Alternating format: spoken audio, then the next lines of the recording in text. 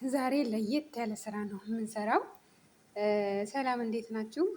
ውድ ተመልካቾቼ ዛሬ የምንሰራው ሀማማ ይሉታል ወይም ደግሞ አስፉር እንሰራለን ማለት ነው። እንደምታዩት በደንብ አድርጌ አጥቤ ደጋግሜ በሳህን በጨው በሌሙን በከል አድርጌ በደንብ በስነ ስርዓት አጥቤዋለሁ። ምክንያቱም በኋላ ላይ ሾርባውንም ስለምፈልገው ደግሞ በደንብ መታጠብ ስላለበት ማለት ነው። እንደምታዩት ትንንሾች ናቸው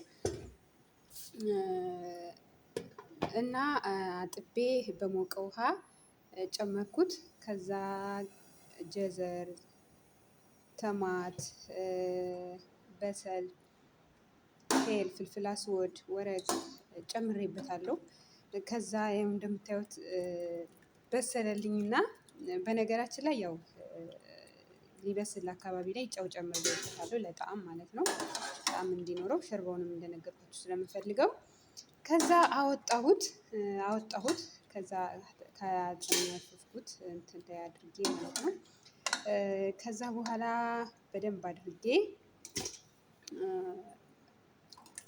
ቅመም እቀባዋለሁ ማለት ነው። ማለትም ፍልፍል አስወድ፣ ፋብሪካ፣ ፍልፍል አብያት፣ ጨው ትንሽ ጨምሬ በፊትም እንትኑ ላይ ስለጨመርኩኝ ጨው እንዳይበዛብኝ በትንሹ አድርጌ ቅመሞቹን ካቀላቀልኳቸው በኋላ እቀባዋለሁ ማለት ነው። በደንብ ውስጡንም ጣዕም እንዲኖረው ማለት ነው እቀባዋለሁ።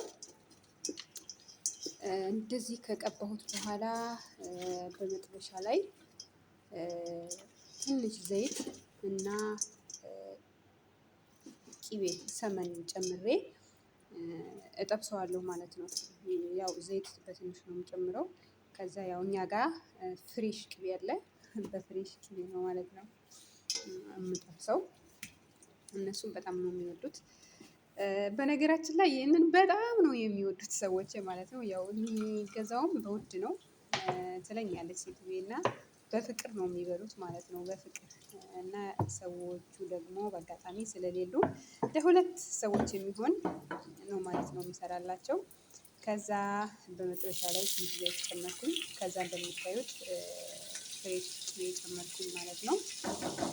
ቅቤ ሰመን ጨመርኩኝ።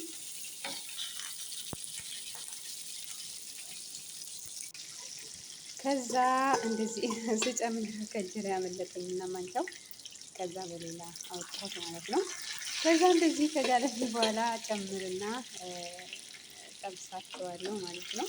እንደምታዩት ትልልቆች ናቸው። ምኑንም አልቆራረጥኩትም ማለት ነው። ብቻ እንደዛው ውስጡንም ላዩንም በደንብ አጣፍኩት እንጂ አልቆራረጥኩትም። ምክንያቱም እንደዚህ ነው እኛ ጋር የሚሰራው ማለት ነው። እና ከጠበስኩት በኋላ እንደምታዩት አወጣሁት ማለት ነው።